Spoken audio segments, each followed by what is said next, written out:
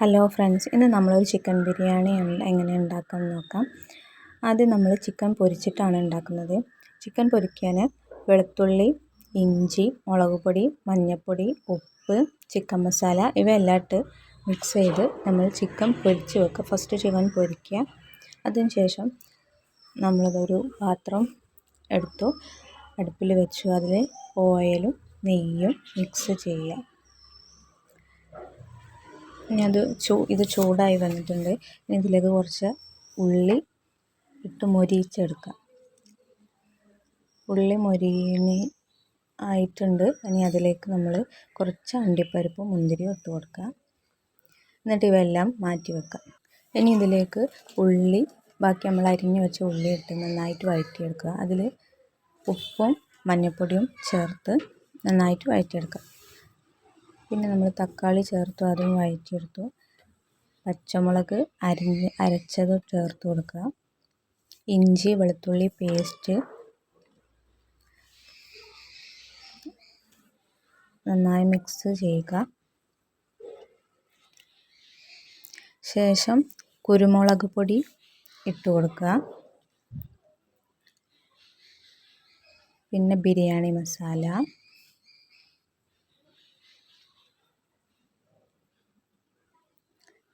Chicken masala,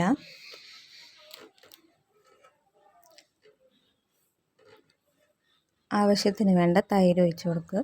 നമ്മളിത് നന്നായിട്ട് ഇളക്കി യോജിപ്പിക്കാം. ശേഷം പാകത്തിന് വേണ്ട ഉപ്പും ചേർത്ത് കൊടുക്കുക. ഇനി എല്ലാം നന്നായി മിക്സ് ചെയ്തെടുക്കുക. ഇതിനുശേഷം നമ്മൾ പൊരിച്ച് വെച്ച ചിക്കനെല്ലാം ഇതിലേക്ക് ഇട്ട് കൊടുക്കുക.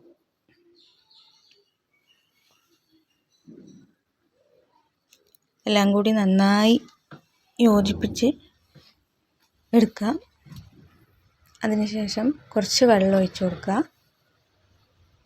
പിന്നെ ചെറുനാരങ്ങ നീര് ചേർത്ത് കൊടുക്കുക.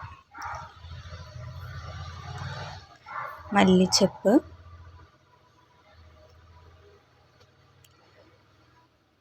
ഇനി എല്ലാം നന്നായി യോജിപ്പിച്ച് നമുക്കിത് മാറ്റി വെക്കാം.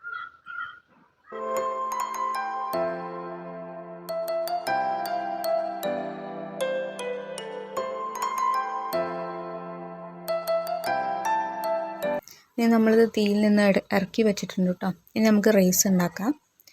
അതിന് നമ്മൾ ഒരു പാത്രത്തിൽ അരി എടുത്തു. അതിൻ്റെ ഇരട്ടി വെള്ളമാണ് ഉപയോഗിക്കുന്നത്. അപ്പോൾ ആദ്യം പാത്രം എടുത്തു. അതിലേക്ക് നെയ്യും ഓയിലും ഒഴിച്ചു കൊടുത്തു. ഇനി അത് ചൂടായി വരുമ്പോൾ അതിലേക്ക് ചെറിയൊരു കഷ്ണം ക്യാരറ്റ് അരിഞ്ഞത്, ഉള്ളി, ഗ്രാമ്പു പട്ട ഇട്ട് കൊടുത്ത് നന്നായിട്ട് ഒരു പകുതി വേവാക്കുക.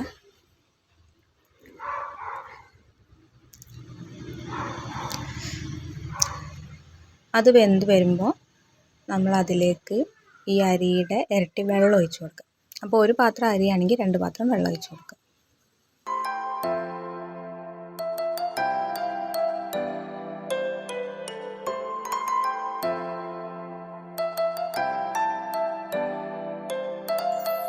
അതിലേക്ക് ആവശ്യത്തിന് ഉപ്പ് ഇട്ട് കൊടുത്തു. ഒരു നുള്ളു മഞ്ഞൾപ്പൊടി. ഇനി ഈ വെള്ളം നന്നായി തിളപ്പിക്കുക.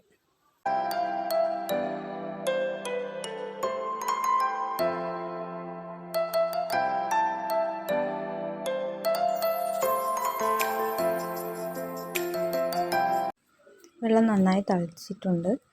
നമുക്കിതിലേക്ക് കഴുകി വെച്ച അരി ഇട്ട് കൊടുക്കുക. അരിയിട്ട് ഇനി ഒരു 10 മിനിറ്റ് വേവിച്ചെടുക്കുക. 10 മിനിറ്റ് കഴിഞ്ഞ് നമ്മൾ തുറന്ന് നോക്കിയപ്പോൾ അരിയെല്ലാം നല്ല വെന്തിട്ടുണ്ട്. ചോറ് റെഡിയായി. ഇനി ഇത് നമ്മൾ മുന്നേ ഉണ്ടാക്കി വെച്ച മസാല കൂട്ടിലേക്ക് നമ്മുടെ ഈ റൈസും ഇട്ട് കൊടുത്ത് മിക്സ് ചെയ്യാം. ചോറ് ഇറക്കി വെച്ചിട്ട് നമ്മൾ മസാല അടുപ്പിലേക്ക് വെച്ച് കൊടുക്കുക. എന്നിട്ട് ഇതിൻ്റെ മുകളിലേക്ക് ചോറ് കുറച്ച് ഇട്ട് കൊടുക്കുക.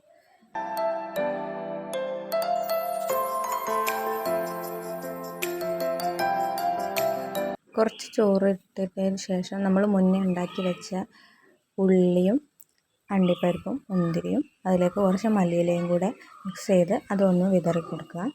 കുറച്ച് ചെറുനാരങ്ങ നീര് ഒഴിച്ചു കൊടുക്കുക.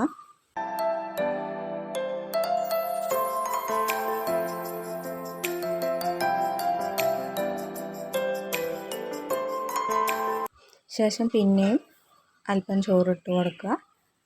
എന്നിട്ട് നമ്മൾ മുന്നേ ഉണ്ടാക്കി വെച്ച മിക്സ് പിന്നെയും ഇട്ട് കൊടുക്കുക. എന്നിട്ടിത് മൂടി വെക്കുക.